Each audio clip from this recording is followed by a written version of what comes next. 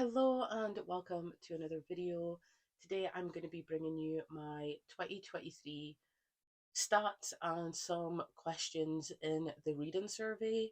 I took the questions that I had answers to and mixed them in with my stats to bring you a review of my reading for the year of 2023. Now, I had the best reading year of pretty much my life. I had a lot of hits this year. I read outside my comfort zone. I read 76 books, which is so high for me. And I think I've only ever done this once before. I read 76 books in 2020. I had a lot more time then, as you all can gather from yous probably having them all the time. And I am so impressed that I managed to replicate that this year because the end of last year, well, the end of 2022, I got made redundant from my long standing job. And then at the start of 2023, I started a new job. And in the middle of 2023, I switched jobs because I wasn't happy at the job that I had started at the start of the year. So I have been through a lot of changes in the last year. So the fact that I managed to still read 76 books throughout all of that is just amazing to me. So yeah, I'm going to take you through my year of reading. So the first question is, how many books did you read this year? And as I just said, I read 76. I DNF'd 4. Oh no, actually I read 77. I didn't even know. This is the best reading year of my life because I read 77 books. And I've been saying I just said 76 books in my last video, and that's wrong. So I mean, if you've came from that video to this video, you will get the correct number this time. So I read 77 books in 2023 and I read 81 including DNFs. Um, I DNF'd more this year than I have in any other year. I was a little bit more strict with myself. The next question is, did you meet your goals? And yes, I did. I set my Goodreads goal at 60 books and I surpassed that by 17 books. And one of my other goals was to DNF more and, allow myself that ability to DNF and just like allow myself to enjoy my reading and not feel guilty about things that I'm not vibing with. And I did that this year and I hope to continue that in 2024. On screen will be a graphic of my books split into months, so the amount of books I read per month. And my best reading months were March and April from book amount only. And when we break this down further into pages, which will be on screen now, my actual best reading months of the year were July and August, with the most amount of pages read. And there will be a total of the pages that I read on screen as well. I am really impressed with my numbers this year. I don't put a lot of stock in numbers. I like to just read what I want to read and, at the end of the year, have a good look, like this video does, at what I accomplished. And even though I am so, so impressed with myself for having the best year of my life, I am still, I don't put so much stock into my numbers that it has any, sway on how I feel. Because, life, mental health, situations get in the way quite often. So it's nice to look at these numbers and review, but not put much stock in them. But I also am a stats person, so I do get a little kick out of seeing all of these at the end of every year. The next question is your most read genre, and for this, I am gonna break it down into my top three. So at the start of last year, I wanted to read more outside my genres that I normally read. And my normal genres for the last 5 years, my top three have been thriller, romance, and fantasy. This year, my top genres are thriller, horror, and romance. So I completely knocked off one of my top three genres and added in another favorite genre. I really enjoyed going into horror this year and, finding the darker side of fiction. So, yeah, my top three are very reminiscent of my year of reading. I feel like the top three very accurately describe what my reading tastes are, with the fourth one being fantasy. I feel like that kind of encapsulates what I read. And obviously, there's a lot of subgenres that go along with these, um, like big, overarching genres. But I'm glad that I managed to read more outside my comfort zone and change stat that had been set in stone for so long, and branch out into new books and new genres. I think next year I'm gonna break the genres down even more and have my top like overarching genres, and then maybe like sub genres, to see if there's any like, if I'm reading romance, to see if there's like a certain trend of romance that I'm following. Maybe it would be like more of a trope breakdown. So if I keep track of the tropes that I'm reading throughout the year, I can bring you a chart that shows you which tropes I'm drawn to. I think that's a really good idea, and I think I'm gonna implement that in my 2024 stats. Another goal that I have, which I have every single year, is to read more physically. I get so much enjoyment out of reading physically. It's most of what I read. Um, and I want to every year make it a point to have the time to sit down and read with my eyes and read the books that I own, because I paid good money for them. So every year I set my goal to 50% physical reading. And this year I think I completed 45.7 of percent of my reading was physical. But another goal I had this year was to utilize my Kindle more, because I'm running out of space on my shelf, so I need to start reading and unhauling in order to get more space to buy more books. And my Kindle comes into this because I can read a Kindle book without thinking about space. I can still keep up to date with new releases and my Kindle Unlimited, because, as I said, I pay for these things. I may as well use them. So my Kindle reading was 43.2% of my reading, and the rest was audiobooks. I don't read a lot of audiobooks. As I said, I prefer physically reading, whether it be that my Kindle or my like physical books. So pretty much I would say 85% of my reading. Is that right? So like 89% of my reading was with my eyes, whether it be Kindle or physical, and I'm happy with that. And going into 2024, I will be trying to achieve the same thing, 50% physical, so I can get through some of these books on my bloody shelves. The next question I have here is the longest and shortest book you read in 2023. The longest book I read was The Well of Ascension by Brandon Sanderson. This is the sequel to The Final Empire. I read The Final Empire. It made number one spot, tied with Cemetery Boys for 2023, because I could pick between the two. And I moved immediately on to the sequel and enjoyed that just as much. And that was the longest book I read this year, coming in at 781 pages. The shortest book I read this year was 20th Anniversary Screening, coming in at 67 pages. This was a short horror story, and it was entertaining. I did have a good time with it. I probably would pick up more from this author in short story format. And yeah, completely different ends of the spectrum. One is a tome and one is like a short story. But I mean, I read everything in between this year. I read a lot of different lengths of books. I will leave on screen here a breakdown of what my like pages read were. I think I go from like 300 to 500 being like my most heaviest read books, and then the others are sprinkled lower, and then there's some sprinkled higher, but I don't think I necessarily go much higher. Um, but I do read everything in between. So there will be a breakdown on screen of my books read page length.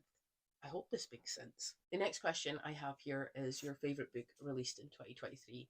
And I have two answers for this. I have The Last Tales of the Flower Bride and Bright Young Women by Jessica Knoll. I was hesitant with this one because it was a book box pick. It doesn't have the best ratings on Goodreads, but I just vibed. This is a dark, gothic mystery tale that really weaves a story. and I can't wait to go back and reread it to see that now that I know the ending, if I can pick up on the breadcrumbs. And then I read Bright Young Woman for the Goodreads Choice Awards. I had interest in it anyway, and it just blew me away. The way the story's told, it's a story about a serial killer, but it's told in a fresh and different way that I've never read before. And I highly recommend both of these books if you're looking. They're kind of completely different. This is like gothic, whimsical horror fantasy, and this is like mystery thriller lit fic. So they're two totally different books, but they are definitely worth a read. The next question is your favorite book released before 2023. Again, I have two. I have Cemetery Boys by Adrian Thomas and The Final Empire by Brandon Sanderson. This these two books are my tied number one for 2023. I enjoyed these both equally for totally different reasons. This is rich in atmosphere with absolutely amazing characters, very well written dialogue, banter. This book made me cry. I think this book brought a tear to my eye as well, actually. Not quite as much as this for a different reason. This book is, well told with a beautiful, well thought out magic system with a cast of characters that you just end up becoming to love. And I feel like I love them for two totally different reasons, but I love them equally. They're both absolutely amazing reads, and I highly recommend them. Also, if you want more information on my best and worst of 2023, there is a video I took out earlier in the week that will go more in depth on how I felt about all of my books that I hated and loved in 2023. Next question we have is a book that lived up to the hype, and for this, I'm going with The Very Secret Society of Irregular Witches. I loved this. I was scared of this because it was so hyped, and I was worried that I wouldn't get what everyone else got out of it. I did. This is a cozy, whimsical, happy fantasy with, a cast of like characters that are found family. I just love this. I love this. It gave me all the warm fuzzies. I can't wait to pick up the author's 2024 release because I think it's just going to be the exact same. I hope that it feeds my soul the way that this did because this book was such a hit for me. Next question is a book that did not live up to the hype, and for this, I'm going with How to Sell a Haunted House by Grady Hendrix. This was just silly to me. I was very excited when I heard the premise of this book, but the execution was just not, it didn't work for me, and I am a little bit sad about it. The thing is this book could have went over the top, you know, absolutely ridiculous, and I would have maybe vibed with it more, but it felt like it just fell into the ridiculous category without meaning to, and that changes things. And it wasn't scary, it wasn't horror to me, it just was there, and I didn't like it. The next question is, how do you feel your reading went? And I feel like, as I said, this was my best reading year I've ever had. I read the most books I ever have in any given year, and also on top of that, I had very good star ratings. So, broken down into star ratings, 71.8% of my reading was above a 3.5. There will be a graphic on screen for you to see this broken down. And then 30-ish percent as an average of flops. So I would say that's like such a good thing. So I like, you know, 70, we'll say 72% just for the sake. They will be broken down into the actual numbers on screen, but I would say like 72% of my reading being above average in ratings is a great way to sum up my reading. I read a lot of new genres. I read a lot of, outside my comfort zone books, and even though I did that, I still end up with a lot of, decent reads. And 30% of my reading for a year being a flop is like a good number. It's not like half of my reading was shit, you know what I mean? Like it was 30%. I can deal with 30% being flops. And especially because I, read outside my comfort zone, I expected my flop number to be a lot higher than it actually is. So I would say that that's a win. The next question is best written book. And again, I have two answers. We have Bright Young Woman and Dear Medusa. Two totally different books. Again, Bright Young Woman was told in a fresh, new take on a a plot, situation that's been done. But the author managed to just completely rewrite something that in a way that I haven't seen before. Dear Medusa is a book written in prose, about the pressures and restrictions and just the hardship of being a young woman. And I really enjoyed the prose in Dear Medusa. It was, lyrical and beautiful, and even though the story had hard hitting moments, it was written in a way that was just so well done. So, two totally different books. Mystery thriller lit fic written in a way that's fresh and new. uh, I think this is a YA story written in prose surrounding the hardships of being a woman, or a young woman, should I say. The next question is your favorite cover this year, and for this, I'm going with Godkiller. Do you see how beautiful this cover is? This cover is just absolutely stunning. I love it. And the sequel cover, I don't think is as nice, but it still gives the same vibe, and I like this one more, but I think that the sequel, still stayed in with the theme, and I'm happy about that. I really enjoyed this. I feel like it was kind of cut off short. The reason that this didn't like make any of my lists is because I felt this book could have been longer. I maybe think that book one and two could have been combined into one book because it felt like we just left off in the middle of a story. But overall, I really enjoyed the world of this, and it does match the cover. Like, this is essentially what you get when you read this book. Like, all the artwork in this book is reminiscent of what you get when you read it. The next question is a book that made you cry, and for this, I'm going to go back to Cemetery Boys. This just hit me in the heart. This just hit me in the heart. I loved it. I loved everything about it, and I just want to be Radriel's friend. So yeah, highly recommend. It made me cry. It made me warm and happy. Love it. And the last question I have here is your favorite one true pairing. And I'm going to go with my favorite one true trio because I cannot go with anyone other than Costana, Magdalena, and Alexei from A Dowry of Blood. I mean, this is my favorite trio of the year. Look at them. Look how beautiful they are. I love them. I love them. I cherish them.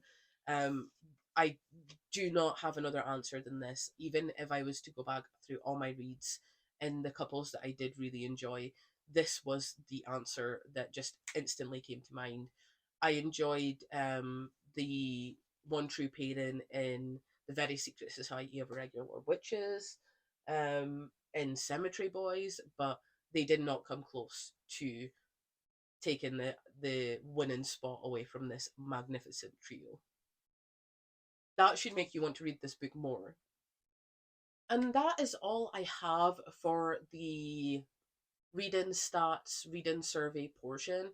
I pared back my stats this year. Normally I do more, but I wanted to focus on some answers to these questions, and I also wanted to focus on the stats that I think are most interesting. Let me know in the comments if you would like any more stats added in when I might do like a halfway reading survey throughout 2024. So if you'd like to see any information, let me know in the comments, and I will bring that in my mid-year stats and maybe potentially add it to my end of year stats going forward. But I think for me, what I wanted to do at the end of this video was kind of throw in some of my 2024 goals. I was going to make a separate video, but I've decided that the goals that I have are, very easily talked about and not like strict set in stone. These can move as my life moves, and I think just adding it on to the end of here is like a good way to wrap up my 2023 reading and move on to my 2024 goals. So, as always, I set the goal of 50% of my reading being physical, and that is mainly so that I can set aside the time to read physical books and with my eyes because that's what I enjoy. But it's also because I want to start getting through my books on my shelf instead of, buying new books. I will still be buying books. I'm not on a book buying ban. I'm just going to be more intentional with what I buy. And I'm trying to play this game with myself that I'm allowed to buy books. That's not an issue. I am just, try to wean it back. But I made a deal with myself that everything that I read from January to June, everything I read and unhaul from my shelves, I'm allowed to unhaul back if I want to in June. So if I read 10 books and unhaul five, then in June I will be able to haul five books back. So expect maybe a book haul in June, and I expect my buys from January to June to be in that as well, and then the books that I've hauled from unhauling will be in there. So the next goal I have is to DNF more. I DNF'd the most books I've ever DNF'd in a given year in 2023, and I'm so glad that I did because it made me not go into a slump. And I noticed that I experienced one slump in 2023, and normally I experience a couple or a few weaved out through the year. I experienced no reading slumps, and I think this is because I allowed myself to pull back and DNF books and you know not think too much into why or how that would affect my content or my reading. And I just read for fun. And I really did feel that come through in my 2023 reading.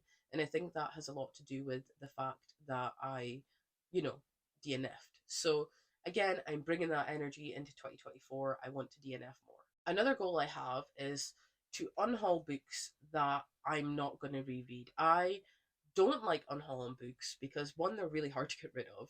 Two, I pay money for them, so I don't want to let them go. But there is no point keeping a 3 star on my shelf that I read 5 years ago and I'm never going to return to. I want my shelves to reflect what kind of reader I am, and at the moment, they kind of do and they kind of don't. Half do, half don't. And I want to, in 2024, be a bit more ruthless and unhaul books that I'm never going to return to that were just average so that I can have more space on my shelf. So I'm probably going to do a March clear out. So any books that I read from now until March that I have decided to unhaul, and any of the books that I go through my shelves and deem not worthy to keep, then they will be in my unhaul. So I'm thinking March may be like a good time to do that. It's like 3 months into the year. It gives me enough time to read some of the stuff on my shelves and potentially unhaul some. So yeah, I mean, going through my shelves every 3 months will give a fresh view of things while also keeping on top of it so that it doesn't seem like a daunting task.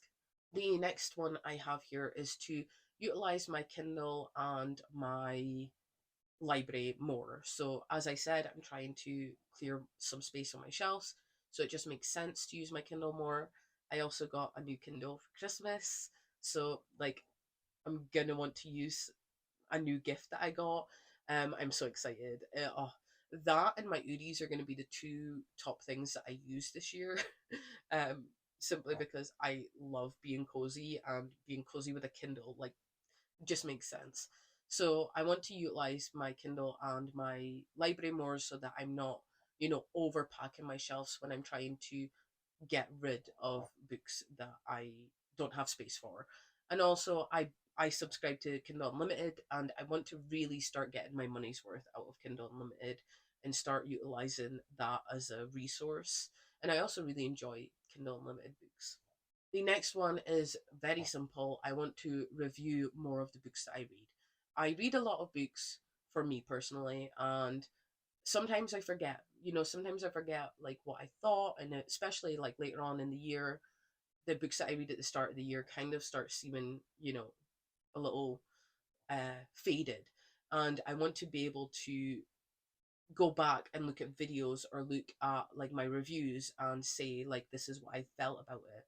So I want to take more reviews to my channel. So in 2024, I will be reviewing more of the books that I read, and there will be more targeted videos as like genre reviews and stuff.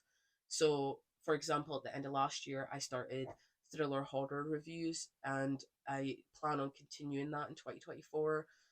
So that's genre specific reviews. Um, yeah, I just want to review more what I read, and just to have that, memory of what I actually thought of it, and to also bring you guys some thoughts and some recommendations on what I read. And also, I will be doing them as spoiler free. For the majority of them will be spoiler free, and when I do spoil, there will be clear indications when I go into spoilers, so you can enjoy the videos and enjoy my thoughts on a book without being spoiled, and also maybe get some recommendations or steer clear of some of the books. So yeah, I definitely want to take a look at the books that I read. And the final one I have here is to keep update with my journals. So I have here the Kikki.K planner, and I use this for pretty much my whole planning journey is in this book. So everything from content to reading to cross stitch all goes in here. But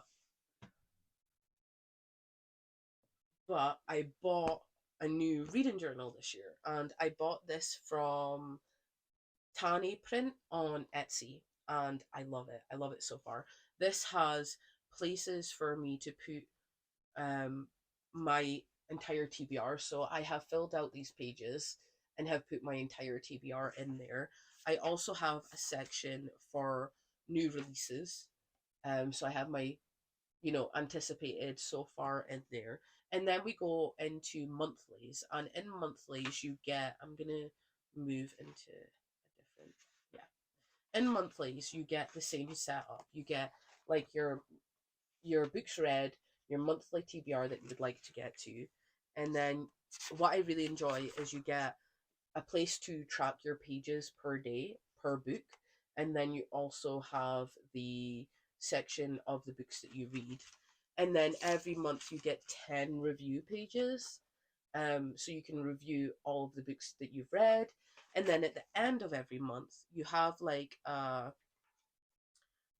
a challenge that you can meet. So they give you some challenges that you can meet, and then you also have a wrap up page. So I would like to keep on top of this for 2024 so that I have a log of all of the books that I read, so that I don't want to. I do like writing comprehensive reviews, and when I'm reviewing stuff for my channel, that's what I do. But for things that I'm not going to review on my channel, just having a few bullet points of how I felt, a couple of quotes, all works really well. I want to track my reading more accurately and make sure that I'm taking the time. For example, I want to have one day a month where I don't read. Now, this sounds counterintuitive, but it's not, because having in that scheduled break stops burnout. It also means that there's one day a month where I just don't think about reading or content or you know anything. I just do something else. I'll probably cross stitch, or I'll catch up on films or TV shows. And it just gives me a brain break. That's another like goal. But essentially, I want to have every month tracked, and I want to be able to be like, this is my set day where I don't read. So whether that be middle of the month, end of the month, I'm not sure yet. Um, I think I'm gonna play it by ear and just see how I feel. If I am feeling a burnout coming, then I'll schedule my non-reading day for the middle of the month, because I tend to read something every day, whether that's a page or 100 pages. I tend to read something every day. It is a habit that I've gotten into. I read before bed. Sometimes I read before work or on the travel to work. So I tend to read every single day. And I just wanted, a goal in here that didn't surround actually having to do anything. This is an easy goal to complete. And it also gives me that window of opportunity to be like, well, I'm not feeling it today, so I'm not going to read. Hopefully, this will stop burnout and stop slumps, but who knows? And that is all I have for you today. So I hope you enjoyed this. I hope you enjoyed the answers. Answer the questions in the comments, because I would love to know what your answers are to these questions. I hope you enjoyed this video. Next week, I have a floss tube coming out. If you don't know, I have started cross stitching, and my content has now been a mix of books, like booktube and floss tube. So next week is my floss tube update, the first one in 2024, coming off of my WIP parade. I'm so excited for it. So if you are interested in my cross stitch, then an update will be coming to you next Friday. And that is all. Thank you so very much for watching. I hope you stay safe, happy, and healthy, and have the most amazing day. Thank you. Bye. Pick it up from the top, hit restart.